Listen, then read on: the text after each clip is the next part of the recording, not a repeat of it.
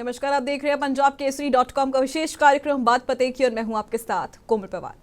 बांग्लादेश में एक हिंदू युवक दीपू चंद्र दास को ईशा निंदा के झूठे आरोप में भीड़ ने पीट पीट कर मार डाला और उनका शव जिंदा ही जला दिया। ये नृशंस हत्या 20 दिसंबर को हुई, लेकिन सवाल ये है कि जो लोग गाजा और फिलिस्तीन में हो रही हिंसा पर आंसू बहाते हैं, सड़कों पर प्ले कार्ड लेकर प्रदर्शन करते हैं और सोशल मीडिया पर #फ्री पैलेस्टीन ट्रेंड चलाते हैं, वही लोग दीपू चंद्र दास की इस जघन्य लिंचिंग पर क्यों खामोश है? क्या मानवाधिकार और इंसानियत सिर्फ चुनिंदा मामलों में ही आती है? क्या सेक्युलरिज्म का मतलब सिर्फ एक तरफ का रोना और दूसरी तरफ अंधापन है? आज इसी मुद्दे पर बात करेंगे कि गाजा पर आंसू बहाने वाले सेक्युलर दीपू की हत्या पर क्यों चुप्पी साधे हुए हैं। और चर्चा के लिए हमारे साथ बहुत ही खास मेहमान जुड़ चुके हैं। हमारे साथ राष्ट्रीय प्रवक्ता जुड़ चुके हैं डॉक्टर प्रवेश कुमार चौधरी जी। बहुत स्वागत है सर आपका। सबसे पहला सवाल तो प्रवेश जी मेरा आपसे यही होगा कि गाजा फिलिस्तीन में मानवाधिकार उल्लंघन पर वैश्विक आक्रोश हमेशा से ही होता है, लेकिन जब अब बांग्लादेश में स्थिति ऐसी है, हिंदुओं पर अत्याचार हो रहा है, तो अभी तक ये लोग चुप्पी साधे हुए क्यों बैठे हैं? नहीं, वो चुप्पी इसलिए साधे बैठे हैं क्योंकि उनको नहीं है राजनीति किसकी करनी है। तो राजनीति एक विशेष रिलीजन की करनी है, विशेष मत संप्रदाय की करनी है। कारण क्या है? दुनिया के अंदर एक डिस्कोर्स पैदा किया गया, उस डिस्कोर्स के अंदर मुसलमानों को तो शांति का दूत बता दिया गया और ईसाइयत को, क्रिश्चियनिटी को सेवा का रूप बना दिया गया, और हिंदू जो सबसे ज्यादा सेवा और शांति की बात करता है उसको कह दिया गया कि साहब ये तो हिंसक है, यहाँ तो जाति पाति है, ये भेदभाव करते हैं।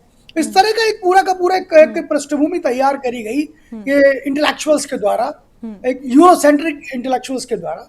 और वही कारण है कि भारत के अंदर सेकुलर कहना मतलब कि अगर आप इस्लाम को मानते हो तो सेकुलर हो, लेकिन आप गर्व से कहो हम हिंदू का विचार कह देते हो तो आप फिर सेकुलर के दायरे से बाहर हो जाते हो, है ना। यही पूरे दुनिया के अंदर एक डिस्कोर्स बनाने की कोशिश की गई, लेकिन अभी देश को, दुनिया को समझ में आ रहा है और बहुत सारी जो आपदाएं दुनिया के अंदर हुई, घटित हुई, वहां पर हिंदुत्व फिलॉसफी ने अपना काम दिखाया, अपने दर्शन से परिचय कराया, तो लोगों को समझ में आ रहा है हिंदुत्व क्या है, हिंदू क्या है, हिंदू दर्शन क्या है। लेकिन क्या है कि कुछ लोगों ने तो करना ही है, वो करेंगे तो करेंगे क्योंकि उनको राजनीति करनी है और एक विशेष रिलीजन की राजनीति करनी है। बिल्कुल प्रवेश जी, यहाँ पर अल्पसंख्यक अधिकारों की रक्षा में क्या वैश्विक मानवाधिकार संगठन जिसमें UNHRC हैं, उनकी जो भूमिका है वो निष्पक्ष है या पक्षपातपूर्ण है? क्योंकि जैसे अभी हालात है या अभी तक जो भी हम स्थिति देख रहे हैं, बांग्लादेश के साथ साथ दिल्ली और तमाम ऐसे राज्य हैं जहाँ पर भी लगातार विरोध प्रदर्शन हो रहा है, तो क्या हम समझें कि ये भूमिका उनकी निष्पक्ष है? क्योंकि अभी तक कोई ठोस बयान उनकी तरफ से नहीं आया है। नहीं, उनके तरफ से बयान आएगा, लेकिन हम निष्पक्षता या पक्षता पर, पक्षपातपूर्ण पर तो नहीं कह सकते कुछ भी। लेकिन हाँ, हिंदू समाज दुनिया भर में हिंदुओं के साथ होने वाले किसी भी प्रकार के अत्याचार को उठाएगा, उसके खिलाफ प्रदर्शन करेगा, उसके खिलाफ संघर्ष सड़कों पे करेगा, और उसके बाद उनको समझ में आएगा कि हिंदुओं के साथ जो हो रहा है वो गलत हो रहा है। और क्योंकि देखो, हिंदू दुनिया भर के अंदर, भारत के अंदर बहुसंख्यक रूप में मिलता है, बहुसंख्यक रूप में हिंदू भारत में ही है, तो निश्चित ही भारत से आवाज उठेगी। अब हम अपने डिप्लोमेसी के लेवल पे चीजें कर रही है, सरकार कर रही है। अब वो क्या करते हैं, UN क्या करता है उस पर, और जो मानव अधिकार आयोग वो क्या करता है, वो उनका पक्ष है। लेकिन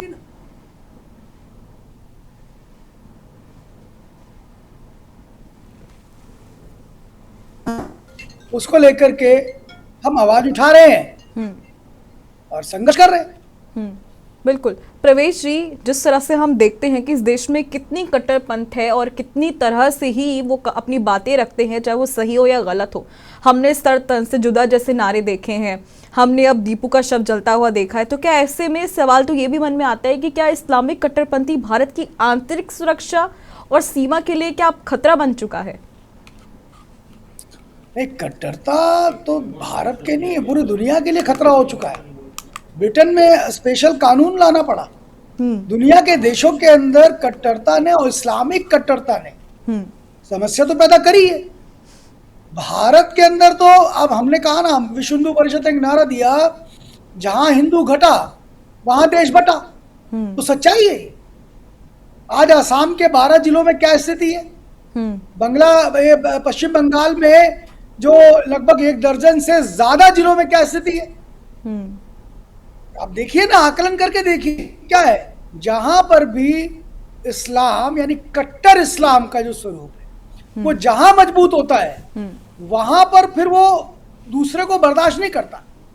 और ये मैं नहीं कह रहा, ये डॉक्टर बाबा साहब अंबेडकर ने आज से बहुत सालों पहले कह दिया। उन्होंने कहा कि जो इस्लाम है वो बेसिकली एक कम्युनिटी में विश्वास करता है, एक समुदाय में विश्वास करता है। और जो समुदाय में रहते हैं वो एक तरह की पूजा पद्धति, एक प्रकार का आचार व्यवहार करने वाले लोग होते हैं। उस समुदाय के बाहर का जो व्यक्ति होता है वो उनके लिए हमेशा काफिर होता है।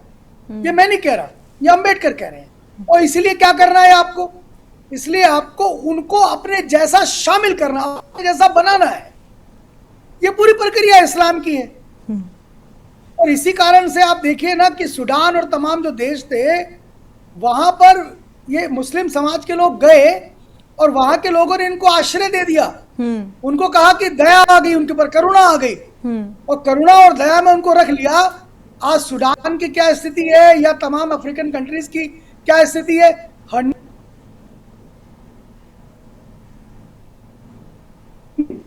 इस कट्टरवादी इस्लाम को लेकर के बहुत अच्छे दृष्टि कारण यही है। क्योंकि उसके पीछे कारण यही है कि देखने में यही आ रहा है और भारत में भी यही है। भारत में जहां जहां पर मजबूत हो रहे हैं वहां पर क्या कर रहे हैं, अपने रिलीजन के आधार पर वोट मांगना शुरू कर रहे हैं। एक तरफ भारतीय जनता पार्टी है जो कह रही है सबका साथ सबका विकास जी, और वहीं पर मुस्लिम राजनीति करने वाले क्या कह रहे हैं कि हमारा वोट तो हमारा विकास। हम कह रहे हैं सबका विकास, वो कह रहे नहीं हमारा वोट है और हमारा ही विकास होना चाहिए। तो ये जो एक अप्रोच है, जो भारत की हिंदुत्व की अप्रोच है, जो इंक्लूसिव अप्रोच है, वहीं पर क्योंकि अंबेडकर कह रहे हैं कि समुदाय में विश्वास करते हैं, so the Muslim religion is exclusive religion. Muslim religion तो एक्सक्लूसिव रिलीजन है। क्यों एक्सक्लूसिव रिलीजन है? क्योंकि वो दूसरों को तभी शामिल करेगा जब उसके जैसा हो जाए। बिल्कुल।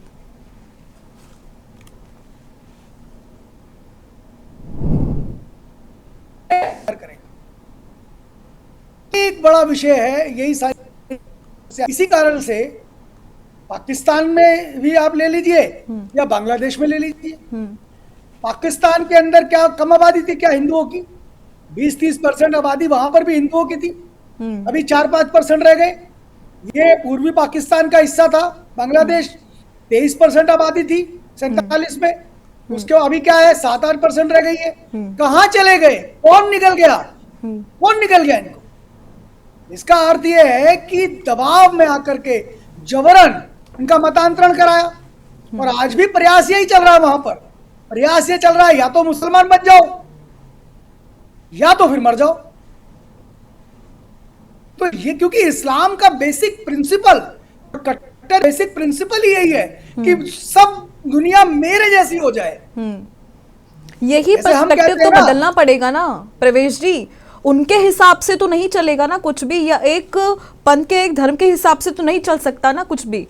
अगर ऐसे इसका समाधान ही निकाला गया तो ऐसे तो न जाने कितने दीपू की हत्याएं हमें देखनी पड़ेगी और काफी सारी फिर हम ऐसे शर्मिंदा होते रहेंगे। नहीं, वो दीपू की हत्या है, वो गलत है, वो गलत है। सब मानता है, पूरा हिंदू समाज मानता है। और दुनिया वर्ल्ड में भी, दुनिया के अंदर भी विषय चल रहा है कि गलत हो रहा है। लेकिन वो जाओगे आप, वो तो अपने रिलीजन का काम कर रहे हैं। जब किसी व्यक्ति के दिमाग में चलता है कि हम कोई रिलीजन का काम कर रहे हैं, हम कोई जिहाद का काम कर रहे हैं, क्योंकि 72 हूरें मिलेंगी वहां पर जाकर के, और एक एक हूर कितनी बड़ी है, कितनी बढ़िया खूबसूरत है। तो ऐसे सपने इन पागलों के दिमाग में हैं।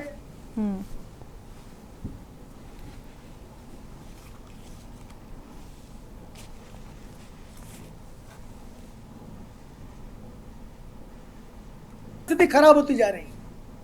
बिल्कुल। प्रवेश जी, जिस तरह से अभी बांग्लादेश में हम देख रहे हैं कि कितने दंगे फसाद हो रहे हैं, तो ऐसे में वहां की जो सरकार है, अंतरिम सरकार है, क्या इन हमलों के दोषियों को पकड़ने और सजा देने में वो असफल क्यों लग रही है? अभी सत्ता उनके हाथ में है, सब कुछ उनके हाथ में है, फिर भी कहीं ना वो दोषियों को पकड़ पा रही है, ना कोई ठोस बयान दे पा रही है। सिर्फ दिलासा दिया जा रहा है कि कहीं ना कहीं जो दोषी उनको सजा मिलेगी। क्या इसके पीछे कोई राजनीतिक साजिश है या ये अभी सिर्फ हिंदुओं को टारगेट करने की कोशिश कर रहे हैं? बना ना, तो लाहौर के जो सबसे बड़े व्यापारी लोग थे वो सब हिंदू थे। कुछ लोग वहां रह गए, वहां के मुसलमानों ने वहां जाकर के उनकी हवेलियों पे कब्जा किया, उनकी बहन बेटियों का अपमान किया, उनके साथ बेइज्जती करी। सरकार ने क्या किया? कुछ नहीं किया। वही बांग्लादेश का हाल, क्योंकि कट्टरता की नींव पर वो शासक है।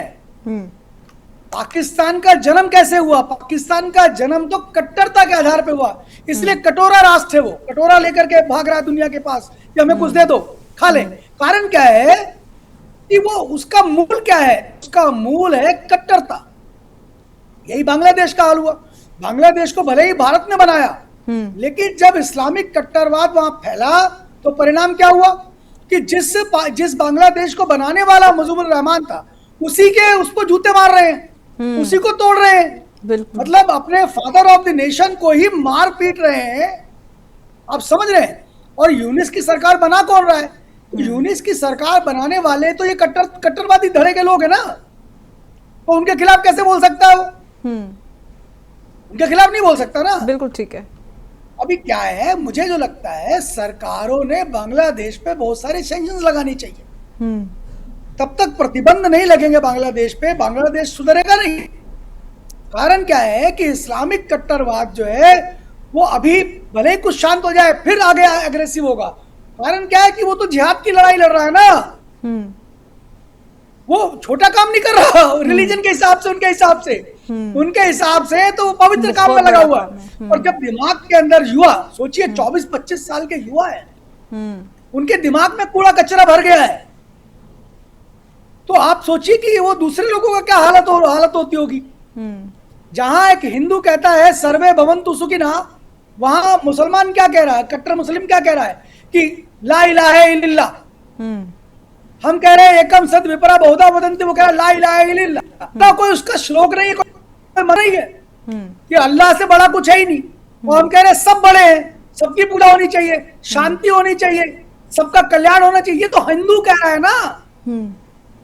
लेकिन वो उनका बेसिक प्रिंसिपल क्या है? उनका बेसिक प्रिंसिपल ये है कि इसके अलावा कोई और है ही नहीं, यही ठीक है, दूसरा सत्य हो ही नहीं सकता। आप बेसिक प्रिंसिपल की बात समझिए ना। तो बेसिक जो फाउंडेशन क्या है, तो फंडामेंटल ऑफ द इस्लाम जो है वो एक की बात करता है, दूसरे को वो अकोमोडेट नहीं कर सकता है। हिंदू क्या है, वो एक पे विश्वास करते हुए दूसरे को अकोमोडेट कर लेता है। ये बेसिक अंतर है ना। तो प्रॉब्लम तो है इसलिए बांग्लादेश के अंदर, बांग्लादेश के अंदर का प्रॉब्लम। आप सोचिए कि एक थे जोगिंदर नाथ मंडल। जोगिंदर नाथ मंडल पाकिस्तान के पहले लॉ मिनिस्टर बने। उस समय अंबेडकर ने बड़ा मना किया जोगिंदर नाथ मंडल को, भाई पाकिस्तान मत जाओ। लेकिन उन्होंने हिंदुओं को भी कन्विंस किया, और मैक्सिमम जो थे वो डाउन ट्रॉडन हिंदू थे, यानी दलित हिंदू थे, उनको कन्विंस करा और वो पाकिस्तान में चले गए। पाकिस्तान के लॉ मिनिस्टर होते हुए वहां पर उन्होंने कानून बनाया, सब कुछ बनाया, लेकिन उनकी ऐसी दुर्गति करी पाकिस्तान के मुसलमानों ने कि उनको भागकर भारत आना पड़ा। और वो चिट्ठी लिखते हैं एक पूरी कि मेरे से जीवन में सबसे बड़ी गलती कोई हुई तो मैंने इन पर विश्वास कर लिया, और विश्वास करके मैं वहां चला गया। आप समझ रहे हैं? तो ये चीज है, इसको आप समझिए। जिस राष्ट्र का फाउंडेशन ही हिंसा पर हुआ हो, जिस राष्ट्र का फाउंडेशन ही कट्टरता पे हुआ हो, उस राष्ट्र का क्या भविष्य होगा ये स्वतः जान लीजिए आप। बिल्कुल। प्रवेश जी, एक आखिरी सवाल मेरा रहेगा। आप जिस तरह से भी बता रहे हैं कि स्थिति इतनी गंभीर होती हुई जा रही है, तो इसके लिए क्या जो हिंदू होंगे या जो भी अभी देश में रह रहे होंगे, उनके लिए सॉल्यूशन क्या है? उनके लिए तो वो जिहाद कर रहे हैं, उनके लिए तो एक बहुत बड़ी चीज है। तो हम जैसे लोग कैसे सशक्त हो पाएंगे? हमको मजबूती के साथ प्रतिकार करना पड़ेगा। हिंदू बहुत सबल है, शक्तिशाली है ना, उसको वहां पर मजबूती से लड़ना पड़ेगा। और बाहर के जो राष्ट्र हैं, उन राष्ट्रों ने हिंदुओं के प्रति अपने मन में एक भाव रख करके उनका सपोर्ट करना चाहिए। और सरकारों ने तमाम तरह के प्रतिबंध लगाने चाहिए, भारत सरकार ने भी प्रतिबंध लगाए हैं और लगाने चाहिए, ठीक है ना। और भी देशों ने इसमें साथ देना चाहिए, ठीक है, क्योंकि मानव अधिकार का विषय है ना भाई। फिलिस्तीन के मानव अधिकार थे और प्रियंका गांधी झोला लेकर घूम रही थी पार्लियामेंट के अंदर। बिल्कुल, ये इनके डबल स्टैंडर्ड्स जो है। हमारे हिंदू जिनके ये अगर 100 भी सांसद जीते हैं तो उसमें हिंदुओं ने भी वोट डाले हैं, पर वो हिंदुओं की चिंता नहीं कर रहे, फिलिस्तीन की चिंता कर रहे हैं, क्योंकि वो मुसलमान है, वो उनकी चिंता कर रहे हैं वो, परंतु वो हिंदुओं की चिंता नहीं करेंगे। और हमारे वोट लेंगे, हमारे वोट से वो 100 लोग चुने जाएंगे। तो ये सोचने का विषय है, इस देश की जनता आवाम सोचे इस बात को कि कांग्रेस पार्टी क्या कर रही है। वो फिलिस्तीन के पक्ष में तो जा सकती है, लेकिन बांग्लादेश में, पाकिस्तान में जो हिंदुओं के साथ हो रहा है उस पर वो एक शब्द नहीं बोल रही, एक शब्द नहीं बोल रही। और ये मीम भीम गठबंधन वाले जो लोग हैं, मीम और भीम का गठबंधन बनाते हैं ना, इनके मुंह से भी कोई आवाज नहीं निकल रही। बिल्कुल, इनके मन से कोई आवाज नहीं निकल रही। अरे भाई, वो भी मानव अधिकार की बात करो, वो भी मानव है, ठीक है। और वो मानव ऐसे मानव है जिन्होंने अपनी जबान से हमेशा कहा है सर्वे भवन्तु सुखिना। वो ऐसे लोग हैं जिन्होंने हमेशा कहा गौ माता की जय, विश्व में शांति हो, सबका कल्याण हो। ये हिंदू है। उसने किसी एक के बारे में नहीं कहा, एक रिलीजन के कल्याण के बारे में बात नहीं करी, विश्व का कल्याण, प्राणियों में सद्भावना, ये बात कही। बिल्कुल। प्रवेश जी, बहुत शुक्रिया हमारे साथ जुड़ने के लिए और इस चर्चा को बेहद खास बनाने के लिए, बेहद शुक्रिया। धन्यवाद, धन्यवाद। बहरहाल, इंसानियत और मानवाधिकारों की बात तब तक अधूरी है जब तक हम हर पीड़ित की आवाज़ बराबर नहीं सुनते हैं, क्योंकि गाजा में मासूमों की मौत पर आंसू बहाना जायज़ है, लेकिन बांग्लादेश में दीपू चंद्र दास जैसे हिंदू युवक को जिंदा जलाए जाने पर खामोश रहना ये बेहद शर्मनाक है। ये चुनिंदा आक्रोश नहीं बल्कि दोहरा मापदंड है, क्योंकि सेक्युलरिज्म का मतलब सबकी रक्षा होना चाहिए, ना कि सिर्फ अपने वैचारिक खेमे की। और आज हम उम्मीद करते हैं कि दीपू की आत्मा को न्याय मिले और अपराधी सलाखों के पीछे जाए और बांग्लादेश में हिंदू अल्पसंख्यक सुरक्षित महसूस करें। साथ ही तमाम लोगों से भी अपील है जो इंसानियत की बात करते हैं, अब दीपू के लिए भी कुछ बोलिए, क्योंकि और आपको बोलना ही होगा, आपको अपनी जो चुप्पी है वो तोड़नी ही पड़ेगी, क्योंकि अगर हम आज दीपू की चीख को अनसुना करेंगे तो कल कोई और दीपू भी चीखेगा, तो फिर हम सब दोबारा से शर्मिंदा होंगे। आपसे विदा लेती हूँ यहीं, लेकिन इस पूरे ही मुद्दे पर आपकी क्या राय है हमें कमेंट सेक्शन में ज़रूर बताएं। फिलहाल अभी के लिए सिर्फ इतना ही, लेकिन देश और दुनिया की तमाम खबरों के लिए आप देखते रहें पंजाबकेसरी.com। नमस्कार।